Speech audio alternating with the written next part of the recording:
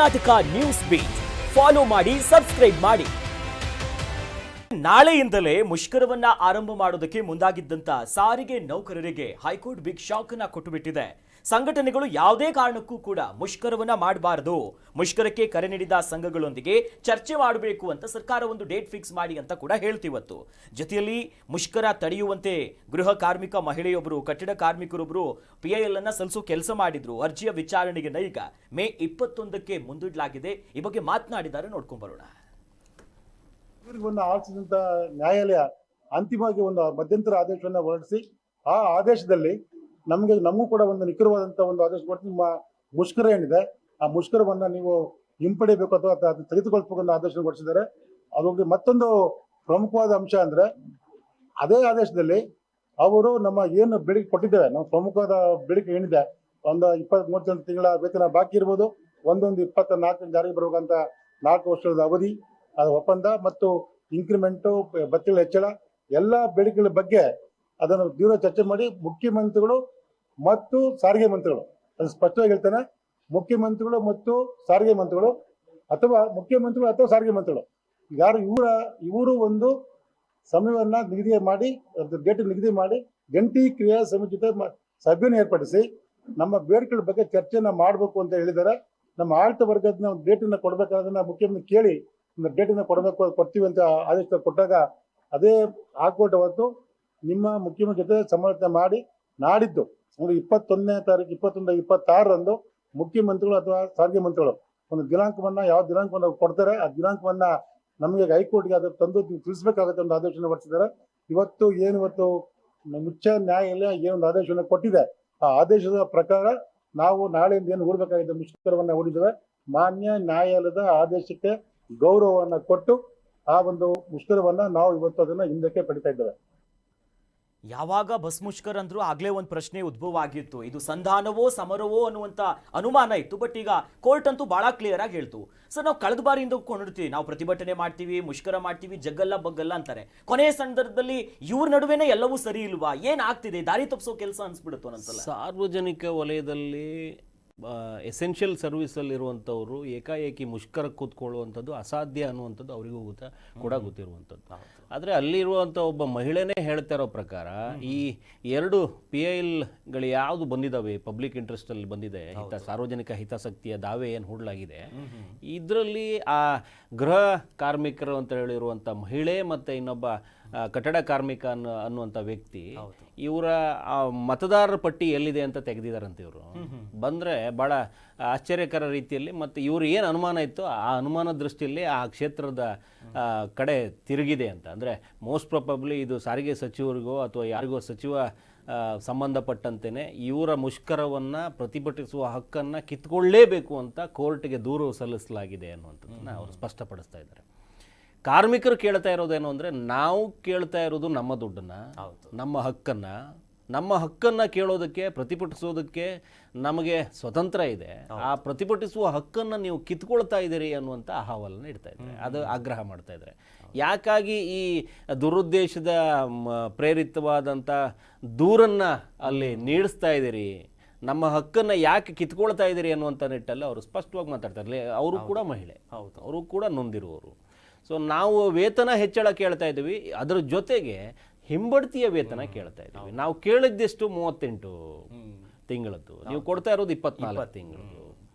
So 450 ಕೋಟಿ ಮಾತ್ರ ನೀವು ಬಿಡುಗಡೆ ಮಾಡಿದಿರಿ. ಒಂದೇ ಕಂತಲ್ಲಿ ಬಿಡುಗಡೆ ಮಾಡೋದಕ್ಕೆ ನಾವು ಆಗ್ರಹ ಮಾಡ್ತಾ ಇದ್ರೆ, ನೀವು ನಿಮಗಿಷ್ಟ ಬಂದಂತೆ ಒಂದಷ್ಟು ಕೊಟ್ಟುಬಿಟ್ಟು ಹಾಗೆ ಸಾರಿಸುವಂಥ ಪ್ರಯತ್ನ ಮಾಡ್ತಾ ಇದ್ದೀರಿ. ಇವೆಲ್ಲವೂ ಕೂಡ ನಾಳೆ ನಾವು ಮತ್ತೆ ಕಾರ್ಯಕ್ಕೆ ಹಾಜರಾದರೆ ಇದನ್ನೇ ಸಲೀಸಾಗಿ ತಗೊಂಡ್ಬಿಟ್ಟು ನೀವು ಎಲ್ಲವನ್ನು ಹಾಗೆ ಸಾರಿಸ್ಬಿಡ್ತೀರಿ ಅನ್ನುವಂಥದ್ದು ಅವ್ರ ವಾದ. ಈ ಹಿಂದೆ ಕೂಡ ಸಾರಿಗೆ ನೌಕರರ ಮುಷ್ಕರವನ್ನು ನಾವು ನೋಡಿದ್ದೀವಿ. ಇಲ್ಲಿ ಆ ಜಂಟಿ ಕ್ರಿಯಾ ಸಮಿತಿ ಅಂತ ಏನು ಒಕ್ಕೂಟಗಳನ್ನು ಮಾಡ್ಕೊಂಡಿದ್ದಾರೆ, ಆ ಒಕ್ಕೂಟದೊಳಗಡೆ ಒಂದು 16 ಸಂಘಟನೆಗಳು ಸೇರ್ಕೊಂಡ್ಬಿಡ್ತವೆ. ಅದರಲ್ಲಿ 1-2 ಸಂಘಟನೆ ಈಗಾಗಲೇ ಅವರೇ ಹೇಳುವಂತೆ ಯಾವುದೋ ಅಸಮಾಧಾನದಿಂದ ಈಗಾಗಲೇ ಹೋಗ್ಬಿಟ್ಟಿತ್ತು. ಕೋರ್ಟ್ ತೀರ್ಪು ಬರುವ ಮೊದಲು, ಆದೇಶ ಬರುವ ಮೊದಲು ಅವರಿಬ್ಬರು ಸೈಡ್ಗೆ ಸರ್ಕೊಂಡ್ಬಿಟ್ಟಿದ್ರು. ಕಾರಣ ಇಷ್ಟೇ, ಯಾರದ್ದೋ ಮೇಲಿನ ಒಂದು ಒತ್ತಡ ಇರುತ್ತೆ, ಹೌದು. ಯಾವುದೋ ಒಂದು ಆಮಿಷ ಇರುತ್ತೆ ಅಲ್ಲಿ. ಎಲ್ಲರನ್ನೂ ಒಗ್ಗೂಡಿಸ್ಕೊಂಡು ಹೋರಾಟಕ್ಕೆ ಇಳಿತೀವಿ ಅಂತಂದ್ರೆ ಇವ್ರ ಕೈಯಿಂದ ಸಾಧ್ಯ ಇಲ್ಲ. ಯಾಕಂದ್ರೆ ಒಂದು ಆಡಳಿತ ವ್ಯವಸ್ಥೆ ಅಡಿ ಇವ್ರು ಬರ್ತಾ ಇರೋದ್ರಿಂದ ಸರ್ಕಾರವನ್ನು ಪೂರ್ತಿ ಪ್ರಮಾಣದಲ್ಲಿ ಎದುರಾಕೊಂಡೇ ಹೋಗ್ತೀವಿ ಅಂತಂದ್ರೂ ಕೂಡ ಸಾಧ್ಯತೆ ಇಲ್ಲ. ಎಸ್ಮಾ ಜಾರಿ ಮಾಡಿದ್ದಾಗ ಇವರು ಮುಷ್ಕರಕ್ಕೆ ಏನಾದರೂ ಇಳಿದಿದ್ದಲ್ಲಿ ಕಠಿಣವಾದ ಕಾನೂನು ಕ್ರಮ ತಗೊಳ್ತಾರೆ ಅನ್ನುವಂಥದ್ದು ಕೂಡ ಅವರ ಅರಿವಲ್ಲಿತ್ತು. ಆ ನಿಟ್ಟಲ್ಲಿ ಇವತ್ತು ಕೋರ್ಟ್ನ ಆದೇಶವನ್ನು ನಾವು ಪುರಸ್ಕರಿಸಿ ಆದೇಶಕ್ಕೆ ಮನ್ನಣೆ ಕೊಟ್ಟು ನಾಳೆ ನಾವು ಮುಷ್ಕರವನ್ನು ಅಧಿಕೃತವಾಗಿ ವಾಪಸ್ ತಗೊಂಡಿದ್ದೀವಿ. ಆದರೆ ಕೋರ್ಟ್ನ ಆದೇಶದಂತೆ, ಕೋರ್ಟ್ ಹೇಳಿರುವಂತೆ, ಸೂಚನೆಯಂತೆ CM ಅಥವಾ ಸಾರಿಗೆ ಸಚಿವರು ಸಾರಿಗೆ ನೌಕರರ ಜೊತೆಗೆ ಅವರ ವೇತನ ಮತ್ತು ಬೇಡಿಕೆಗಳು, ಇತರ ಬೇಡಿಕೆಗಳಿದ್ದಾವೆ, ಅದಕ್ಕೆ ಸೇರಿದಂತೆ ಒಂದು ಸಂಧಾನ ಸಭೆಯನ್ನು ಮಾಡಿಕೊಂಡು ಅಲ್ಲಿ ಅವರ ಬೇಡಿಕೆಗಳಿಗೆ ಒಂದಷ್ಟು ಉತ್ತರಗಳನ್ನು ಕೊಡಬೇಕಾಗತ್ತೆ ಮತ್ತು ಆ ನಿಟ್ಟಲ್ಲಿ ಅವರು ಕಾರ್ಯರೂಪಕ್ಕೆ ಬರಬೇಕಾಗತ್ತೆ. ಮೋಸ್ಟ್ ಪ್ರಾಬಬ್ಲಿ ಅದು ಈಗಾಗಲೇ ಅವರ ಬೇಡಿಕೆಯಂತೆಯೇ ಗುರುವಾರಕ್ಕೆ ವಿಚಾರಣೆ ಮುಂದೂಡಿದ್ದಾರೆ. ಅಷ್ಟು ಒಳಗಡೆ ಏನಾದರೂ ಈ ಸರ್ಕಾರ ಮತ್ತು ನೌಕರರ ಮಧ್ಯದಲ್ಲಿ ಒಂದು ಸಂಧಾನ ಸಭೆ ಏರ್ಪಟ್ಟು ಒಂದು ಹಂತಕ್ಕೆ ವಿಶ್ವಾಸಕ್ಕೆ ಏನಾದರೂ ಬಂದಲ್ಲಿ ಈ ವಿಚಾರಣಾ ಸಂದರ್ಭದಲ್ಲಿ ಇದು ಪೂರಕ ಆಗುವಂಥ ವೇದಿಕೆ ಆಗ್ಬೋದು. ಎಸ್, ಅಂದ್ರೆ ನಿರಂತರವಾಗಿ ನಾವು ಗಮನಿಸ್ತಿದ್ವಿ, ಪ್ರತಿ ಬಾರಿ ಹೋರಾಟ ಮಾಡ್ತೀವಿ ಅಂತ ಹೋಗ್ತಾರೆ, ಕೊನೆಯ ಕ್ಷಣದಲ್ಲಿ ಹಾದಿ ತಪ್ಪಿತ್ತು. ಅಂದ್ರೆ ಈ ಜಂಟಿ ಕ್ರಿಯಾ ಸಮಿತಿ ಇರ್ಬೋದು, ಸಂಘಟನೆಯರು ಅಲ್ಲೋ ಒಂದು ಕಡೆ ದಾರಿ ತಪ್ಪಿಸೋ ಕೆಲಸ ಆಗ್ತಿದೆ ಅನ್ನೋ ಅಂದ್ರೆ ಇಬ್ಬಾಗ ಆದಂತ ಕಾಣಿಸ್ತಿದೆ. ನಿಜವಾಗ್ಲೂ ನಾವು ಸಿಬ್ಬಂದಿಗಳು ಈ ನಿಗಮದಲ್ಲಿ ಕೆಲಸ ಮಾಡಿದ್ವಿ ಹಗಲು ರಾತ್ರಿ, ಅವರಿಗೆಲ್ಲೋ ನ್ಯಾಯ ದೂರ ಆದಂಗಿದೆ. ಅಂದರೆ ಒಂದೇ ಸೂರಿನಡಿ ಈ 10 ತಾಯಿ ಮಕ್ಕಳು ಬಂದು ಸೇರಿಕೊಂಡಾಗ ಅವರವ್ರದ್ದೇ ವಿಭಿನ್ನ ವೇದಿಕೆಗಳಿರ್ತವೆ, ಅವರ ಫೇವರಿಸಮ್ ಇರ್ತವೆ. BJP, ಕಾಂಗ್ರೆಸ್, JDS ಮೂಲ ಏನು 3 ಸ್ಟ್ರಾಂಗ್ ಪಕ್ಷಗಳಿದ್ದಾವೆ, ಅವರವರ ಪಕ್ಷಗಳಿಗೆ ಸಂಬಂಧಪಟ್ಟಂಗೆ. ಯಾಕಂದರೆ ಸಾರಿಗೆ ಇಲಾಖೆಯ ನೌಕರರು ಒಂದೇ ಪಕ್ಷದವರಲ್ಲ, ನಾನಾ ಪಕ್ಷದ ಬೆಂಬಲಿಗರಿರ್ತಾರೆ ಹಾಗಾಗಿ ಈ ಸರ್ಕಾರದ ವಿರುದ್ಧವಾಗಿ ಕೂಗು ಹಾಕಬೇಕು ಅಂದಾಗ್ಲೂ ಕೂಡ ಒಂದೇ ವೇದಿಕೆ ಅಡಿ ಬರೋದಕ್ಕೆ ಅವರಿಗೆ ಅಸಮಾಧಾನ ಇರುತ್ತೆ. ಬಂದವರಲ್ಲೂ ಕೂಡ ಕೆಲವರು ಆಮಿಷಕ್ಕೊಳಗಾಗ್ತಾರೆ. ಈ ಹಿಂದೆ ನಾವು ಸಾರಿಗೆ BJP ಸರ್ಕಾರದಲ್ಲಿದ್ದಾಗ ಕೋಟಿ ಹಣದ ರೂಪದಲ್ಲಿ ಸಂದಾಯ ಆಗಿದ್ದಕ್ಕೆ ಮುಷ್ಕರ ವಾಪಸ್ ತಗೊಂಡು ಯಾರ ಮಾತಿಗೂ, ನೌಕರರ ಸಿಬ್ಬಂದಿಗಳ ಮಾತಿಗೆ ಮನ್ನಣೆ ಕೊಡದೆ ಏಕಾಏಕಿ ಮುಷ್ಕರವನ್ನು ವಾಪಸ್ ತಗೊಂಡಿದ್ದು ಕೂಡ ನೋಡಿದ್ದೀವಿ.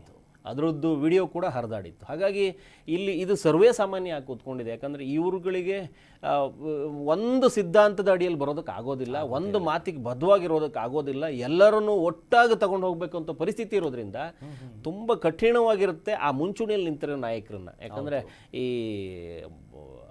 ಕಪ್ಪೆ ತುಲಾಬಾರ ಅಂತಾರಲ್ಲ, ಅದು ಒಂದು ಹಿಡಿದು ಹಾಕಿದ್ರೆ ಇನ್ನೊಂದು ದಾರಿ ಹೋಗಿರುತ್ತೆ. ಸೊ ಆ ನಿಟ್ಟಲ್ಲಿ ಈ ಮುಷ್ಕರಗಳು ನಡೆಯುತ್ತೆ.